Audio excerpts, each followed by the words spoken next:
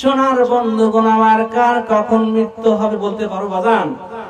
আমি গাজীপুর থেকে আসছি, ঢাকা গাজীপুর, আমি সঠিকভাবে যাইতে পারবো? যাইতে পারবো না। কবর বলে বান্দারে আমি পোকামাকড়ের ঘর, আমি কবর তোমার বারবার স্মরণ করি, আমার কবরে যদি আসতে চাও কিছু জিনিসপত্র নিয়ে আসবা। কবর বলে আমি পোকামাকড়ের ঘর, আমার ঘরে যদি ভালো কিছু জিনিসপত্র নিয়ে আসো, আমি কবর তোমার সুন্দর করে সাজাইব, মনের মতো করে সাজাইব। আমি যখন একটা মাহফিলে যাই, 7 বছরের বালক, এরকম বালক গান শুরু করছে। কি গান জানেন? আমি সাজাবো তোমাকে আমার মনের মতো করে, আসো যদি বন্ধু তুমি আমারই ঘরে।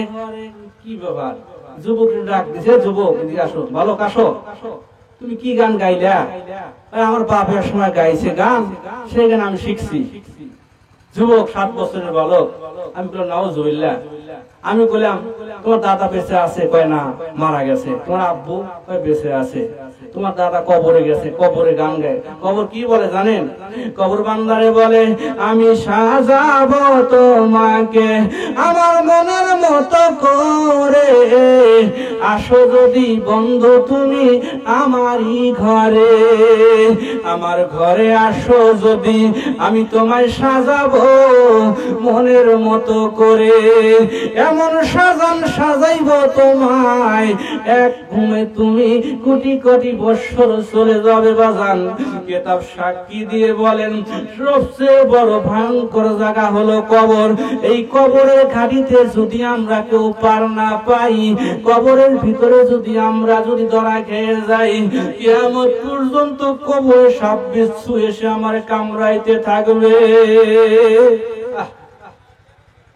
নবী বারবার বলে গেছে কবর রে, নবী বারবার বলে গেছেন কবর খুবই ভয়ঙ্কর জায়গা। কবর বলে আমার ঘরে যদি তুমি আসো, 5টা আমল যদি আমার ঘরে নিয়ে আসো, আমি কবর তোমার সুন্দর করে সাজাইব, সুন্দর করে বসাইব, সুন্দর করে তোমার আমি ভালোবাসবো। সোনার বন্ধুগণ আমার, গভীর মনোযোগ সহকারে শুনুন, ধৈর্য সহকারে শুনুন। আল্লাহর নবী জনাবে মুহাম্মদ রাসূলুল্লাহ সাল্লাল্লাহু আলাইহি ওয়াসাল্লাম অসুস্থ হয়ে আছেন, বিছানায় কাতরাচ্ছেন, প্রচন্ড জ্বর শুরু হয়ে গেছে। এমনই সময় মালাকুল মউত আজরাইল আলাইহিস সালাম দরজার সামনে হাজির হয়ে বলে ইয়া রাসূলুল্লাহ, ইয়া হাবিবাল্লাহ, আমি আজরাইল আলাইহিস সালাম আপনার দরজার সামনে হাজির হয়ে গেছি। আল্লাহর নবী প্রচন্ড জ্বর, প্রচন্ড ব্যথা শুরু হয়ে গেছে, দাঁড়াইতে পারে না, হাঁটতে পারে না গো। কিতাব সাক্ষী দিয়ে বলেন মসজিদে নববীতে যখন আসরের নামাজের ওয়াক্ত শুরু হয়ে যায়, টাইম শুরু হয়ে গেছে, নবী আমার আসতে পারে না। নবীকে জানিয়ে দেওয়া হলো ইয়া রাসূলুল্লাহ, ইয়া হাবিবাল্লাহ, নামাজের ওয়াক্ত শুরু হয়ে গেছে। মা আয়েশা জানায়া দিল এই তোমরা নামাজ আদায় করে নাও। আল্লাহর নবী যাইতে পারবে না, উঠতে পারে না। এমনই সময় আবু বকরকে ইমামতি বানাইয়া নামাজে দাঁড়ায়া গেলেন। আল্লাহর নবী বলে আয়েশা রে, আমার একটু উঁচু করে ধরো আয়েশা, আমার মাথাটা উঁচু করে ধরো, আমি একটু দেখি কিভাবে তারা নামাজ আদায় করে। সুবহানাল্লাহ বলেন। বন্ধুগণ আমার, কিতাব সাক্ষী দিয়ে বলেন আয়েশার উপরে হাতটা বার করিয়া উঁচু করে দেখে যে সাহাবারা নামাজের টাইমে আবু বকর ইমামতিতে নামাজে দাঁড়িয়ে গেছে। নবী আমার চোখের পানিগুলো ছেড়ে ছেড়ে কান্দে। আয়েশা বলে স্বামী গো, কি জন্য আপনি কান্দেন গো স্বামী? বলে আয়েশা রে,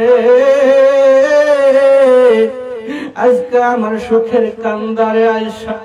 ও আয়েশা, এই নামাজের জন্য আমি কত মার খেয়েছি, কত আঘাত দিয়েছে আমারে, আমি পেটে পাথর বেঁধে কষ্ট করেছি।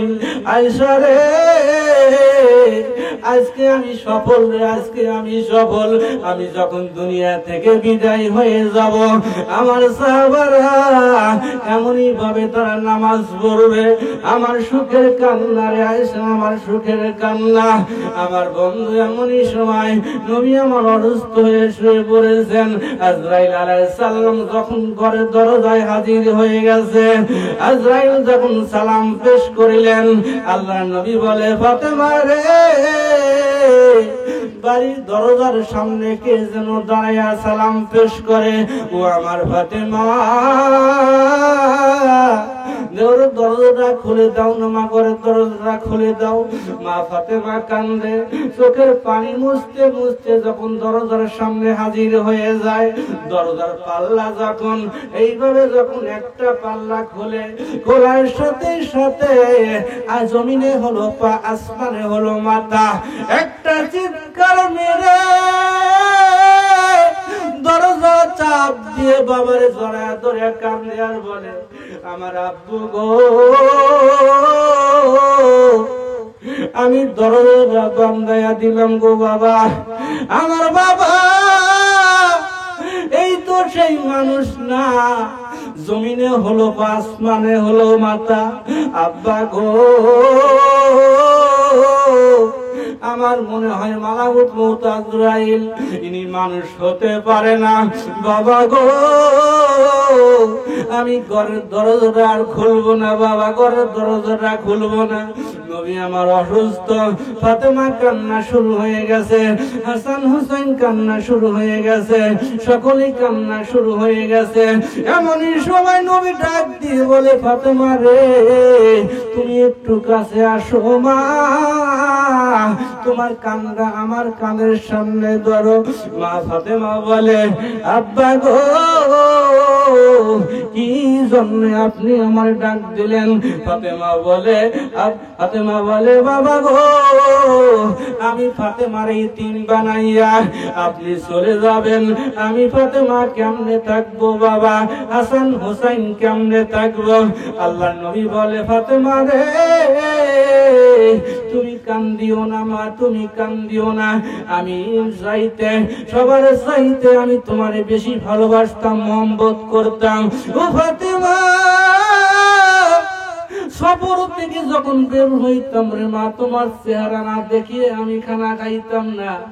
ও মা, আমি যখন কোথাও সফরে চলে যাইতাম মা, তোমার চেহারা না দেখে যাইতাম না।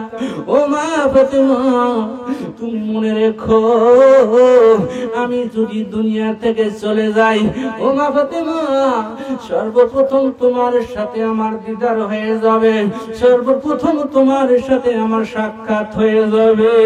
সবাই জোরে জোরে বলুন সুবহানাল্লাহ। কষ্টের জীবন নবী, এরই শেষ করা যাবে না কয়া, আমি সংক্ষিপ্ত ভাবে বলতেছি বাজান, খুব সংক্ষিপ্ত ভাবে। মৃত্যুর যন্ত্রণা কত কঠিন হবে, খুব সংক্ষিপ্ত ভাবে আমি আপনাদের বলতেছি। সোনার ভাইরা আমার, সোনার বন্ধুগণ আমার, এইবার ফাতেমারে বলে, ফাতেমা রে, আজরাইল আলাইহিস সালাম কারোর জান কবজ করার জন্য অনুমতি লাগে না, অনুমতির প্রয়োজন পড়ে না। আমি রাহমাতাল লিল আলামিন, আমি রাহমাতাল লিল আলামিন, আমার জন্য অনুমতির জন্য অপেক্ষা করছে। ও ফাতেমা, তুমি দরজাটা খুলে দাও, আজরাইলকে ঘরের ভিতরে প্রবেশ করার মতো অনুমতি দাও। মা ফাতেমা চোখের পানি মুছতে মুছতে যখন দরজার সামনে চলে গেল, দরজাটা খুলে দেওয়া হলো। আজরাইল আলাইহিস সালাম ঘরের ভিতরে প্রবেশ করিলেন। সোনার ভাইরা আমার, আসিয়া সালাম পেশ করে বললেন, ইয়া রাসূলুল্লাহ, ইয়া হাবিবাল্লাহ, আপনি কেমন আছেন?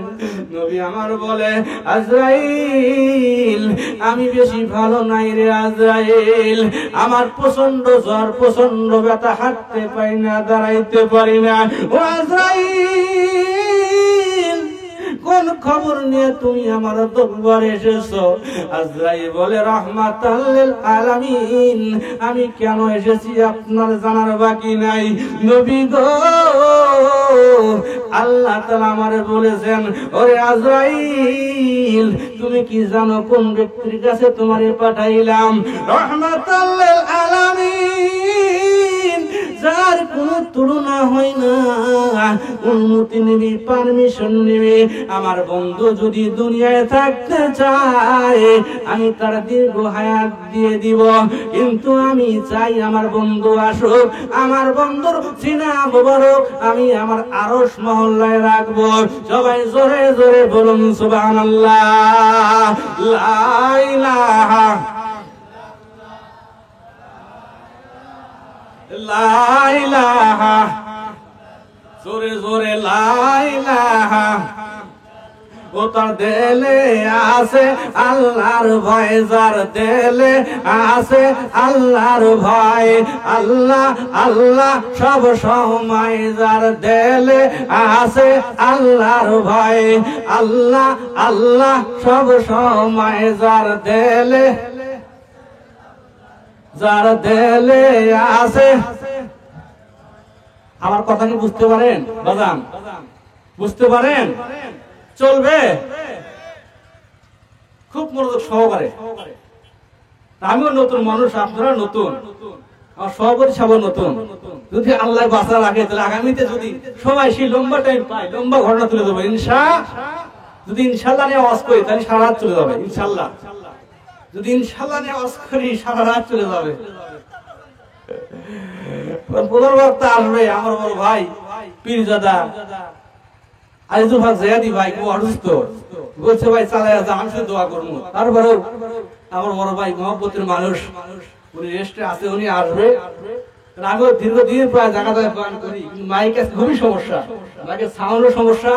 আমিও খুব জার্নি করে আসছি, মানুষ। যাই হোক, যতটুকু পারি আপনাদেরকে দেওয়ার চেষ্টা করব। কালেকশন আগে আমাকে সিঙ্গেল দিয়ে কালেকশন করতে হবে, প্রস্তুত থাকে, উঠবেন না ইনশাআল্লাহ। এইবার বলতেছিলাম, মনে আসেনি আমার ভাই, আল্লাহ নবী বলেন আজরাইল কোন খবর নিয়ে তুমি আমার কাছে আইছো? আজরাইল বলে নবী গো আপনি জানার বাকি নেই আমি কেন আইছি। আল্লাহ নবী বলে আজরাইল আমি যাইতে রাজি আছি, কিন্তু জিবরাইল আসা পর্যন্ত অপেক্ষা করো। কি বললেন? জিবরাইল আসবে আগে, জিবরাইল আসা পর্যন্ত অপেক্ষা করতে হবে। মা ফাতেমা কান্দে, হাসান হুসাইন কান্দে, সাহাবারা কান্দে, চোখের পানিগুলো ছেড়ে ছেড়ে কান্দে। দয়ার নবী মায়ের নবী ফাতেমার ডাক দিয়ে বলে, ফাতেমা রে তোমার কান্না আমি সইতে পারি না। ও ফাতেমা তুমি আমার কলিজা, তুমি কেন্দো না মা, তুমি কেন্দো না মা, তুমি যদি কান্দো আমি নবী সইতে পারি না, তোমার কান্নার আওয়াজ আমি নবী সইতে পারি না। ও মা ফাতেমা তুমি কেন্দো না মা, কেন্দো না, তোমার কান্না আমি নবী সইতে পারি না। নবী বলেন ফাতেমারে যদি কোনো ব্যক্তি কষ্ট দেয় আমি আল্লাহ কষ্ট পাই, ফাতেমারে যদি কেউ আঘাত করে সেজন্য আমার আঘাত করে, আমি সবচেয়ে ফাতেমারে বেশি ভালোবাসি।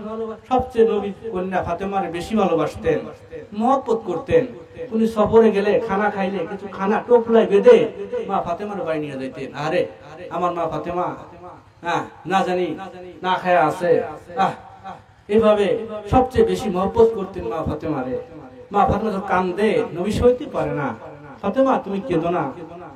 বন্ধুগণ আমার, এমন সময় জিবরাইল আলাইহিস সালাম হাজির হয়ে গেলেন।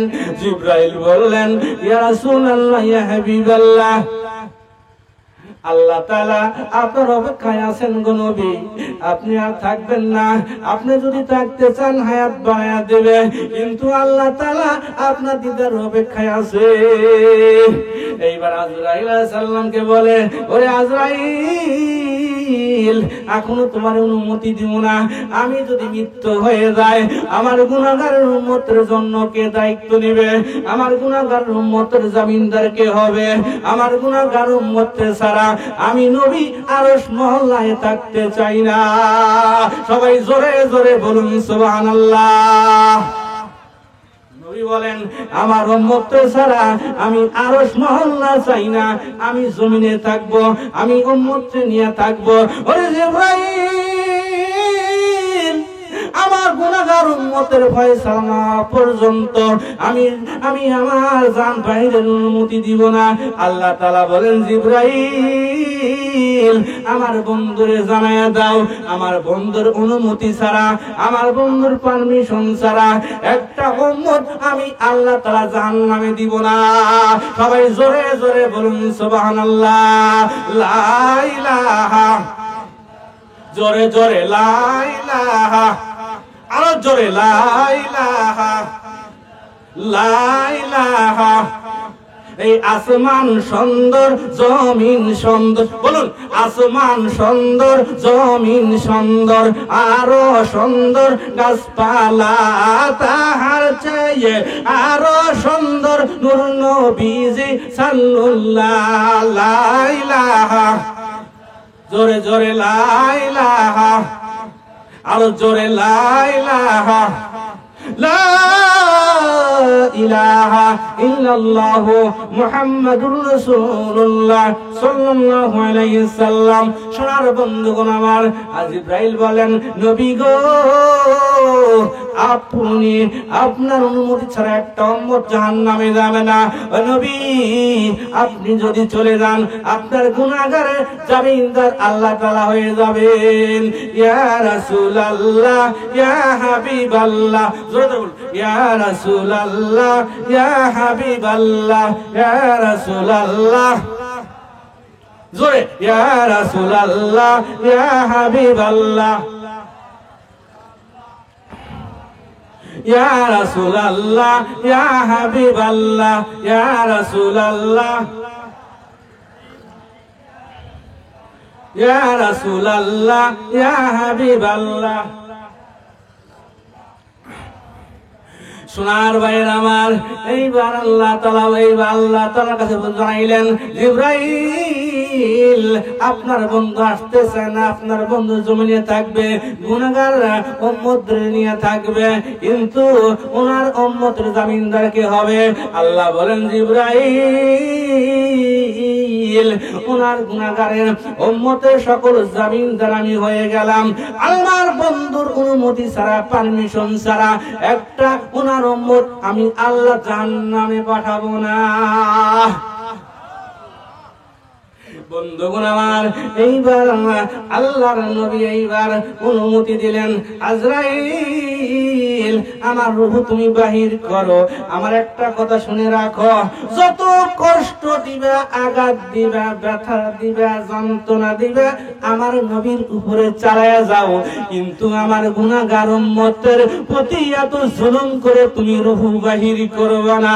সবাই জোরে জোরে বলুন সুবহানাল্লাহ। আদর করে মানুষ তুমি বানাইয়া কেমনে দিবা জাহান্নামে ফেলিয়া। বান্দা যখন জাহান্নামে জ্বলিবে চেয়ে চেয়ে মাওলা তুমি কেমনে দেখিবে। আদর কর, বলুন আদর করে মানুষ তুমি বানাইয়া কেমনে দিবা জাহান্নামে ফেলিয়া। বান্দা যখন জাহান্নামে জ্বলিবে এত মায়া রাখবা তুমি কোনখানে? ঠিক না বাবা? আল্লাহ তাআলা জাহান্নাম দেওয়ার জন্য কিন্তু আমাদেরকে তৈরি করে নাই, আমাদের জান্নাতে দেওয়ার জন্য আল্লাহ তাআলা বানাইছে। সোনার বন্ধুগণ আমার, আল্লাহর নবী বললেন আমার পুত দিয়া তুমি জান বাহির করো, কিন্তু এত আযাব, যত আযাব তুমি আমারে দাও, কষ্ট দাও, আমার গুনাহগার উম্মতকে তুমি কখনো দিবা না। এইবার আজরাইল আলাইহিস সালাম যখন হাত মোবারকটা যখন আল্লাহ নবীর উপরে রাখলেন, নবী বলে আজরাইল এত ওজন তুমি আমার উপরে রাখলা, বুকের উপরে রাখলা। ওরে আজরাইল আমার মনে হয় উহুদ পরিমাণ পাহাড়ের ওজন আমার বুকের উপর তুমি চাপা দিয়েছো। ওরে আজরাইল এত কষ্ট আমি সইতে পারি না। আজরাইল বলে নবী গো আমি কেবল আপনার উপরে হাত তোলা রেখেছি নবী, আমি আস্তে করে রেখেছি নবী, আপনার আমি কোনো কষ্ট দেই নাই। নবী বলে আজরাইল, আমার গুনাহগার উম্মত দুর্বল উম্মত কেমনে সইবে মরণের জ্বালা। আজরাইল ধীরে ধীরে হাত রাখিয়া তুমি আমার প্রাণ বাহির করো, আমার গরিব উম্মত সইতে পারবে না, আমার গরিব উম্মত গুণ সইতে পারবে না, দুর্বল উম্মত, আমার উম্মত দুর্বল হয়ে যাবে। আজরাইল এত জোরে করে হাতটা রেখে আমার প্রাণ বাহির করিও না। কবি বলেন এবারের মতে ফিরিয়া যারে আজরাইল মিনতি করিয়া কই তোমারে রে, এবারের মতে ফিরিয়া যারে আজরাইল মিনতি করিয়া কই তোমারে রে। আইসো আজরাইল বইসো কাছে, হাত রাখিও না বুকের পারে, মিনতি করিয়া কই তোমারে রে। আজরাইল মানবে বাজান, ওই সময় মানবে বাজান যখন হাতটা বুকের পার রাখে। আল্লাহ নবী বলে আজরাইল আস্তে আস্তে ধীরে ধীরে তুমি প্রাণ বাহির করো, আমার উম্মতগণ সইতে পারবে না, আমার উম্মতগণ সইতে পারবে না, যত ব্যথা তুমি আমারে দাও। আজরাইল বলে নবী গো, আমি আজরাইল আপনাকে কথা দিলাম, আপনার উম্মতরা যারা 5 ওয়াক্ত নামাজ পড়বে, কোরআন তেলাওয়াত করবে, রমজান মাসে রোজা রাখবে, সত্য পথে চলবে, আমি আজরাইল কথা দিলাম তাদেরকে আমি শিশু যেমন ঘুমায় বুকের স্তন পান করে, মায়ের স্তন পান করে, আমি এমন ঘুমন্ত অবস্থায় আপনার উম্মতদেরকে আমি প্রাণ পাইটা বাহির করব। সবাই জোরে জোরে বলুন, চিল্লা বলুন সুবহানাল্লাহ। নবী আমার মৃত্যুর সময় উম্মতের জন্য পাগল, উম্মতের জন্য পাগল। হায় উম্মতি, হায় উম্মতি। হযরত খাদিজা বলেন নবী গো, আপনি নবী আমারে বলেন হাসরের মাঠের দিন আমি কোথায় আমি আপনারে খুঁজিয়া পাইব? খাদিজা বলে, খাদিজাকে বলে নবী বলে খাদিজা রে, তুমি আমার কথা চিন্তা করিও না, ও খাদিজা হাসরের মাঠে আমি নবী তোমারে খুঁজিয়ে খুঁজিয়ে আমি জান্নাতে পৌঁছাইয়া দেব। খাদিজা একদিন বলে নবী গো, আল্লাহ নবী বলে খাদিজা রে, তুমি কোনদিন আমার কাছে কোনো কিছু চাও নাই, ও খাদিজা তুমি একটা জিনিস আমার কাছে চাও রে খাদিজা। খাদিজা বলে নবী গো, আপনি আমার দয়ার নবী, মায়ার নবী, আপনি গরিব নবী, আমি কি চাবো গো নবী, আমি একটা জিনিস আপনার কাছে চাই। খাদিজা কেন্দে কেন্দে কয় স্বামী গো, আমি শাড়ি চাই না, গয়না চাই না, টাকা চাই না, ও স্বামী একটা জিনিস আমি আপনার কাছে চাই, হাসরের মাঠের দিন যখন বিচার শুরু হয়ে যাবে, ইয়া নাফসি শুরু হয়ে যাবে, ও নবী ওই দিন আমি খাদিজা কাঙ্গালের মতো ঘুরবো। নবী রে, কাঙ্গাল খাদিজা হয় আমি কার কাছে দাঁড়ে দাঁড়ে ঘুরবো? ও নবী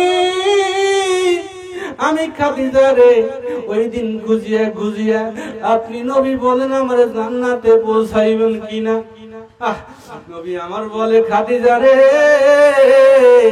মক্কা নগরে আমার যখন কেউ ছিল না, আমি দ্বীপের মতো হয়ে ঘুরতাম, দাঁড়ে দাঁড়ে ঘুরতাম। ও খাদিজা ওই দিন তুমি আমার ধন সম্পদ গুলো বিক্রি করিয়ে আমার কাছে টেনে নিয়েছো। ও খাদিজা তোমার কথা আমি বলতে পারি না রে খাদিজা, তোমার কথা আমি কোনোদিন বলতে পারি না রে খাদিজা। আমি হাসরের মাঠে নবী কথা দিলাম, তোমারে খুঁজিয়া খুঁজিয়া বাহিনী করিয়া আমি নবী তোমার জান্নাতে পৌঁছাইয়া দিব। সবাই জোরে জোরে বলুন সুবহানাল্লাহ। আমার মা বোনেরা আছে না? আমার মা বোনেরা আছে?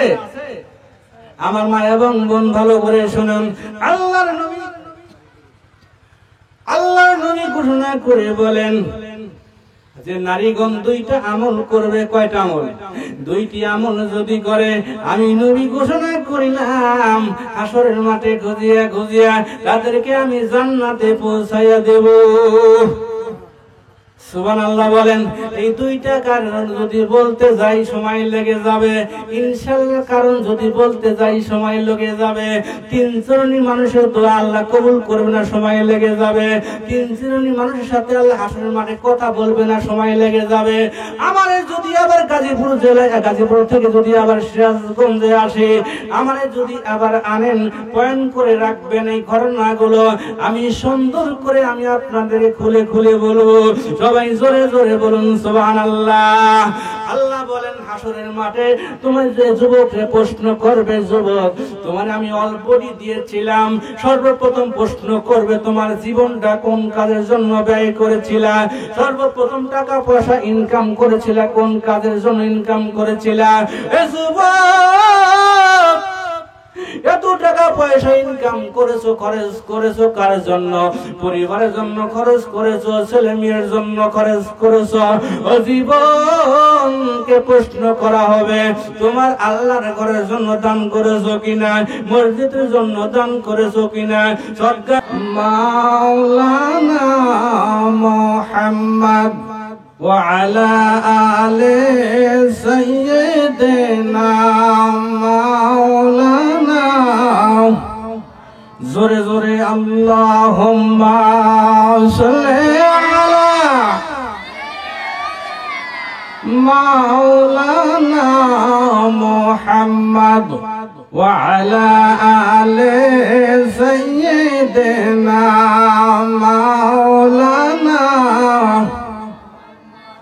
لا إله إلا الله لا إله إلا الله لا إله জোরে লা ইলাহা। এই আসিয়া খেলে প্রেমের খেলা, আসিয়া খেলে প্রেমের খেলা, ফেরাউন দেয় তার কত জ্বালা। আসমান হইতে আওয়াজ হইল খুলে দাও জান্নাতের তালা। লা ইলাহা জোরে জোরে লা ইলাহা, জোরে লা ইলাহা। আরে বহু দূরে মদিনা, আরে বহু দূরে মদিনা, আমরা কেমনে যাব জানি না। দয়া করো দয়ার আল্লাহ, মিটাও মনের বাসনা। লা ইলাহা জবান খুলে লা ইলাহা লা ইলাহা জোরে লা ইলাহা লা ইলাহা ইল্লাল্লাহু মুহাম্মাদুর রাসূলুল্লাহ সাল্লাল্লাহু আলাইহি ওয়াসাল্লাম।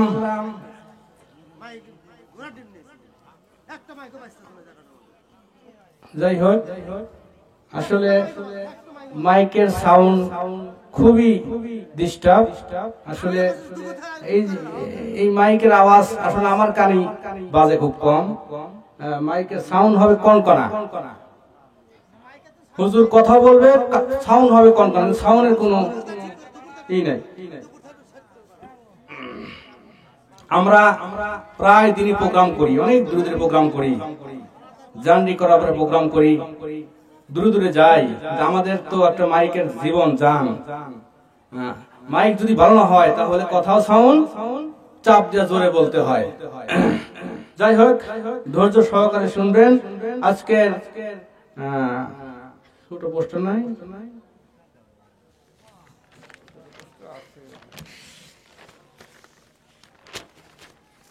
সিরাজগঞ্জ জেলা মনোহরপুর মধ্যপাড়া কেন্দ্রীয় জামে মসজিদ উন্নয়ন প্রকল্পে 7ম বার্ষিক বিরাট ওয়াজ মাহফিল। মাহফিলের প্রধান অতিথি জনাব আলহাজ মোহাম্মদ ইউনুস শেখ, বিশিষ্ট সমাজসেবক। সহসভাপতি জনাব মোহাম্মদ আব্দুল মমিন, বিশিষ্ট সমাজসেবক। প্রধান অতিথি আব্দুল মান্নান তালুকদার, সাবেক সংসদ সদস্য। প্রধান মেহমান জনাব দুলাল হোসেন দুলাল খান, উপদেষ্টা জেলা বিএনপি সিরাজগঞ্জ। আজকের প্রধান বক্তা আমার চোদ্দীয় বড় ভাই পীরজাদা হযরত মাওলানা আজিজুল হক বগুড়া। আমার পূর্বে বয়ান পেশ করেছেন আমার চোদ্দীয় ভাজন, আমার প্রিয় ভাই মাওলানা মোহাম্মদ আলী আকবর আনসারী পেশ ইমাম, অর্থ ইমাম এবং অর্থ মসজিদের। ওনার সাথে আমার সেই প্রোগ্রাম হয়েছিল টাঙ্গাইল বাইপাস মোড়ে, ওখানে আমি প্রধান বক্তা ছিলাম, উনি দ্বিতীয় বক্তা ছিলেন। তখন উনি আমার কার্ডটা, ভিজিটিং কার্ডটা রেখে দিয়েছিলেন, যদি কখনো সময় পাই হুজুর আপনি আমার এলাকাতে মাহফিল করে আসবেন। আমি সেই কথা রক্ষা করার জন্যই আমি আসলে এসেছি, অনেক কষ্ট করে। আলেম আমাকে ভালোবাসবেন। আমি আসলে আজেবাজে সময় নষ্ট করব না, আমি সরাসরি মূল আলোচনায় চলে যাব এবং আপনারা সকলেই ধৈর্য সহকারে শুনবেন, অবশ্যই ইনশাআল্লাহ কাজে লাগবে। সূরা বনী ইসরাঈল 32 নম্বর আয়াত আমি তেলাওয়াত করব। আউযু বিল্লাহি মিনাশ শাইতানির রাজীম। বিসমিল্লাহির রাহমানির রহিম।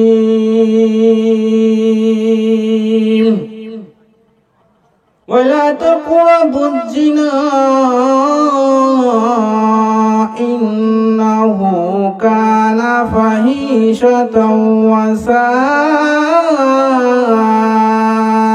সাবিলা। আল্লাহ তাআলা বলেন, বান্দারে জমিনের ভিতরে তোমাদেরকে আমি সৃষ্টি করেছি, কিন্তু তোমরা কখনো জিনা করিও না, জিনার কাজে যাইও না। যদি তোমরা জিনা করো, জিনাকারীকে আমি কখনো মাফ করব না। জিনাকারীকে অবশ্যই খারাপ কাজ, নিকৃষ্টতম কাজ। যদি তোমরা জিনা করো বান্দা, পরস্পর ভালোবেসে জিনা করো, জিনা যদি করো তাহলে তোমাদের জন্য আমি আল্লাহ জাহান্নাম তৈরি করে রেখেছি। সবাই জোরে জোরে বলুন নাউজুবিল্লাহ। সোনার ভাইরা আমার, সোনার বন্ধুগণ আমার, হযরত ওমর ফারুক রাদিয়াল্লাহু আনহু গভীর রাত্রি বেলা বের হয়ে গেছেন এলাকা পরিদর্শন করার জন্য। যখন এলাকা পরিদর্শন করার জন্য বের হয়ে গেছে, এমন সময় দেখে জঙ্গলের ভিতরে এক যুবক ব্যক্তি করুণ সুরে কান্না করে। কান্নার আওয়াজ হযরত ওমর ফারুকের কানে এসে বাড়ি লেগে যায়। হযরত ওমর ফারুক বলে, এত রাত্রি বেলা কোন ব্যক্তি করুণ সুরে কান্দে? কে যুবক রে, কে তোমার পরিচয়? গভীর মনোযোগ, আমি আয়াত তেলাওয়াত করেছি, সেই আয়াতের বিশ্লেষণ করে আমি অষ্টা টান দিয়েছি। গভীর মনোযোগ সহকারে শুনবেন, ধৈর্য সহকারে বাজান আমার। ওমর ফারুক রাদিয়াল্লাহু আনহু গভীর রাত্রিতে বের হয়েছেন, দেখে কান্নার আওয়াজ, কে যেন করুণ সুরে কান্না করে জঙ্গলের ভিতর বসে বসে। হযরত ওমর রাদিয়াল্লাহু আনহু ব্যক্তির কাছে চলে গেলেন, যায়া বলিলেন, কি যুবক, কি তোমার পরিচয়? কেন তুমি কান্না করো? যুবক বলে, এত বড় পাপ করেছি, এত বড় গুনাহ করেছি, এই গুনার খবর আপনাকে বলা যাবে না। এত বড় গুনাহ করেছি, এই গুনার খবর আমি স্যার আল্লাহ ছাড়া কেউ জানে না। এই গুনার জন্য, পাপের জন্য আমি কান্দি। আমার গুনাহ খাতা কি আল্লাহ তাআলা মাফ করবে নি? আমার গুনাহ আল্লাহ তাআলা মাফ করবে না, আমি আর আল্লাহ ছাড়া কেউ জানে না। ওমর বলে, যুবক রে, তুমি আমারে বলো কত বড় গুনাহ করেছো, অন্যায় করেছো, পাপ করেছো। যুবক বলে গুনার খবর আমি আপনাকে বলবো না, আপনাকে আমি বলতে পারবো না। ওমর বলে যুবক রে, যদি আমার কাছে বলতে তুমি ভয় পাও, চলো তোমারে নিয়ে যাই আল্লাহর নবী, আল্লাহর পয়গম্বর, মায়ার নবী, দয়ার নবীর কাছে তোমাকে আমি নিয়ে যাই, চলো। সবাই জোরে জোরে বলুন সুবহানাল্লাহ।